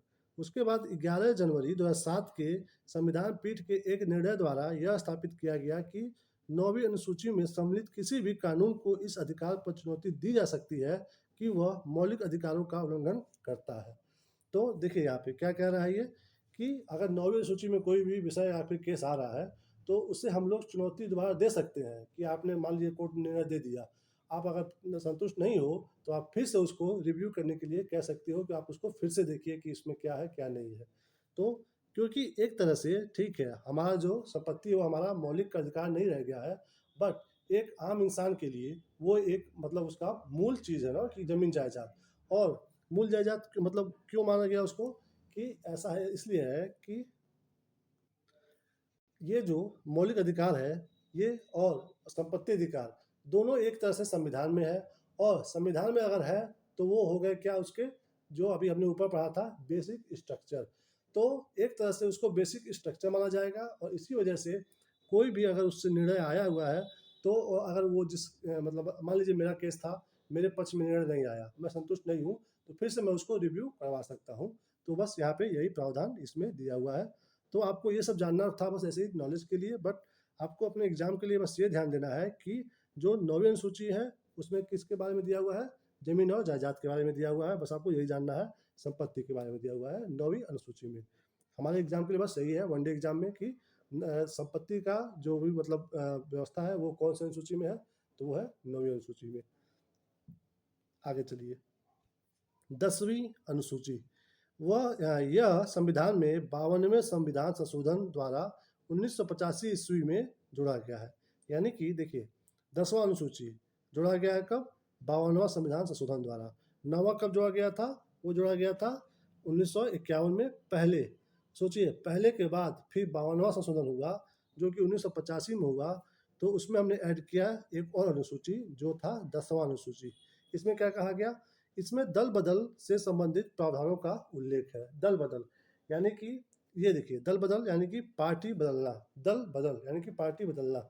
जैसे कि मान लीजिए चुनाव हुआ, एक एग्जाम्पल ले लीजिए, 100 सीट पे चुनाव हुआ, एक पार्टी जीत गई 48 सीट, एक पार्टी जीत गई इसमें कितना 52 सीट। तो जीत गई कौन, ये 52 पार्टी वाली। बट इसने जो ये 48 जीता हुआ है ये क्या किया, इसमें के जो 52 जो जीते हैं इसमें से 3 4 5 6 आदमी को फोड़ दिया, पैसे दे करके, लालच दे करके कि हम ये आपको ये पद दे देंगे वो पद दे देंगे। तो इस ऐसा करके इसने इस पार्टी को फोड़ दिया और अपने में मिला लिया। तो अब ये 48 से ये कितने हो गए, मान लीजिए 2 या 4 ले लिया, तो ये मतलब 50 से ऊपर हो गए, मतलब 52 54 ये हो गए। तो फिर ये कम हो जाएगा, तो यहाँ पे ये पार्टी मतलब अपना वो है विश्वास खो देगी, तो ये पार्टी हार जाएगी, ये पार्टी सत्ता में आएगी। तो इस सब चीज़ से बचने के लिए मतलब कि देखिए आप अपने रियल लाइफ में देखते होंगे कि ये विधायक उस पार्टी में चला गया, वो सांसद उस पार्टी में चला गया। तो इस चीज़ को रोकने के लिए ही एक कानून लाया गया दल बदल, जिसके बारे में हमारा उल्लेख किसमें है, 10वीं अनुसूची में है, संविधान के 10वीं अनुसूची में, जिसको हम लोग 52वें संविधान संशोधन द्वारा 1985 ईस्वी में जोड़ा गया था। 10वीं अनुसूची में किसमें, 10वीं अनुसूची में दल बदल को। तो आपको अपने एग्जाम में ध्यान देना है कि दल बदल किस अनुसूची में है, तो वो है 10वीं अनुसूची में। दल बदल किस में है, 10वीं अनुसूची में। बस आपको यही ध्यान देना है। और अगर थोड़ा सा आप ध्यान दे दोगे अच्छी बात होगी कि दल बदल जो अधिनियम आया था वो आया था 52वां संविधान संशोधन के द्वारा 1985 ईस्वी में। तो ये अगर जानोगे तो आप सो फार सो गुड होगा, बहुत अच्छी बात होगी। क्योंकि क्या पता आपके एग्जाम में ये भी पूछ दे कि 52वें संविधान संशोधन 1985 के द्वारा कौन सा कानून या फिर कौन सा चीज बना था। ऐसा भी हो सकता है, पूछ दे, क्या पता है। एग्जामिनर का कोई दिमाग का ठीक नहीं है कि कैसे क्वेश्चन बना दे वो। तो ध्यान रहे कि 52वें संविधान संशोधन 1985 द्वारा दल बदल से संबंधित प्रावधान जोड़ा गया है 10वीं अनुसूची में। आगे चलिए, ये हो गया 10। उसके बाद फिर 1985 के बाद फिर 1993 में एक और संविधान संशोधन होता है, जिसके द्वारा एक और अनुसूची जो कि 11वीं अनुसूची होती है उसको संविधान में जोड़ा जाता है। इसमें क्या है, देखिए 85 के बाद 93 में इसमें क्या हुआ, ये 52वां था तो ये 73वां संशोधन था। इसमें 11वीं सूची जोड़ी गई। तो इसमें क्या था, इसमें पंचायती राज संस्थाओं को कार्य करने के लिए 29 विषय प्रदान किए गए। यानी कि जो गाँव में पंचायत होता है उसके बारे में प्रावधान किया गया हमारे संविधान में। यानी कि अभी तक हमारे संविधान में पंचायत के बारे में बहुत ही स्पष्ट तरीके से कुछ भी नहीं था। इसीलिए हमने स्पष्ट करने के लिए एक अनुसूची जोड़ा, 11वीं अनुसूची 73वें संविधान संशोधन द्वारा 1993 में। और ये बताया गया कि पंचायती राज के बारे में 29 विषय बताए गए इसमें हमारे 11वीं अनुसूची में। तो यहाँ पे आपका एग्जाम में क्वेश्चन कैसे बनेगा ये देख लेते हैं। आपके एग्जाम में ऐसे आ सकता है कि मतलब पंचायती राज का उल्लेख हमारी किस अनुसूची में है, पंचायत के बारे में। तो ध्यान देना है 11वीं अनुसूची में है। एक क्वेश्चन ऐसे बन सकता है। दूसरा क्वेश्चन कैसे बनेगा, यहाँ से ये देखिए, दूसरा बनेगा ऐसे कि 73वें संविधान संशोधन द्वारा कौन सा मतलब प्रावधान किया गया है। तो ध्यान दीजिएगा, उसमें पंचायती राज के बारे में हो सकता है ऑप्शन दे दे, मौलिक कर्तव्य, मौलिक अधिकार, मतलब या फिर पंचायती राज, नगर पालिका, कुछ भी दे सकता है। तो ध्यान दीजिएगा 11वीं अनुसूची में 73वें संविधान संशोधन द्वारा 1993 में पंचायती राज जोड़ा गया, जिसमें कि 29 विषय थे। ये हो गया। एक क्वेश्चन ये आता है कि पंचायती राज में कितने विषय जोड़े गए। तो ऑप्शन में दे देगा 25, 28, 29, 32। तो ध्यान देना है 29 विषय। पंचायती राज में कितने विषय हैं, 29 विषय हैं, जो कि 73वें संविधान संशोधन 1993 के द्वारा संविधान में जोड़ा गया एक नई अनुसूची के रूप में, जो था 11वां अनुसूची। ओके, आगे चलिए। इसके बाद आया 12वां अनुसूची, जो कि उसी सन में हुआ था, उसी सन में हुआ, अगला संशोधन था। इसलिए ये देखिए ऊपर क्या था, 73वां था। उसके बाद ये आया 74वां, यानी कि जस्ट बाद आया ये संशोधन 1993 में ही, जिसको हम लोग नाम दिए 12वां अनुसूची। इसमें हमने क्या जोड़ा, ये था पंचायत के बारे में जो गाँवों में होता है। तो सेम टू सेम पंचायत के बाद आया किसका नंबर, नगर पालिका का, जो नगरों में होता है, शहरों में होता है। तो ये देखिए, शहरी क्षेत्र की स्थानीय स्वशासन, जिसको हम लोग नगर पालिका बोलते हैं। शहरी क्षेत्र के बारे में स्थानीय स्वशासन, जिसको हम लोग बोलते हैं नगर पालिका। तो जब गांव की बात हो गई तो फिर शहर की बात क्यों ना हो, स्थानीय स्वशासन की। तो यहाँ पे पंचायत की बात हो गई 11वीं अनुसूची में। तो जस्ट मतलब 12वीं अनुसूची में किसकी बात हो गई, नगर पालिका के बारे में, यानी कि नगरों के बारे में। इसमें क्या हुआ, इसमें कितने विषय बताए गए, 18 विषय बताए गए। तो ये आपको एकदम बहुत अच्छे से पता होना चाहिए कि 11वीं अनुसूची में पंचायती राज के बारे में है, 12वीं अनुसूची में स्थानीय स्वशासन यानी कि नगर पालिका के बारे में है। ये आपको एकदम स्पष्ट पता होना चाहिए। ये है जो है पंचायती राज है 73वें संशोधन द्वारा, और जो है स्थानीय स्वशासन जो है नगर पालिका का है, वो है 74वें संविधान संशोधन द्वारा। सन दोनों का एक ही है, 1993। पंचायती में कितना विषय है, 29 विषय है। नगर पालिका में है 18 विषय। तो बस यहाँ से आपको यही क्वेश्चन बनते हैं एग्जाम में। और यहाँ से एग्जाम में क्वेश्चन भर भर के आते हैं, सिर्फ और सिर्फ इसी 3-4-5 लाइनों से। तो ये बहुत इंपॉर्टेंट हो जाता है, जो बताया हूँ मैं उस पर फोकस करिएगा। चलिए इस वीडियो को हम यहीं पर समाप्त करते हैं, ये वीडियो लंबा होता जा रहा है। फिर अब आपको हम अगले वीडियो में मिलेंगे, उसमें हम कवर करेंगे कहाँ से, भारतीय संविधान के जो भाग दिया हुआ है, ये देखिए पहला में क्या है, दूसरा में क्या है, तीसरा में क्या है, और क्यों कौन से अनुच्छेद उससे संबंधित है, डिटेल में हम देखेंगे। देखिए यहाँ पे पूरा देखिए, ये डिटेल में यहाँ पे दिया हुआ है। यहाँ पे ये देखिए अनुच्छेद 1 में क्या है, 2 में क्या है, 3 में क्या है। फिर यहाँ पे राज्यों का पुनर्गठन कब हुआ था, सबसे पहले किसका हुआ था। इसके बाद हम जो भी चीज़ें हैं हम बहुत डिटेल से देखेंगे अगले लेक्चर में। इस लेक्चर को हम यहीं पर समाप्त करते हैं। अगर ये लेक्चर आपको पसंद आया हो तो प्लीज़ एक लाइक करिए, हमें इससे मोटिवेशन मिलता है। और अच्छा या बुरा जो भी आपको जैसा भी लगा हो, उसको कमेंट करिए, हम उसको पढ़ते हैं और हम रिप्लाई भी देते हैं। तो प्लीज़ आप हमारे साथ भी कोऑपरेट करिए, तो हमें भी बहुत अच्छा लगेगा। मिलते हैं आपको अगले वीडियो में, तब तक के लिए अपना ख्याल रखिए, अपना पढ़ाई करिए और मन से अपने बस सिर्फ़ और सिर्फ़ अपने प्रोसेस पे, अपने टाइम टेबल को फ़ॉलो करिए। मिलते हैं अगले वीडियो में, तब तक के लिए बाय बाय, टेक केयर, जय हिंद, जय भारत, जय माता दी।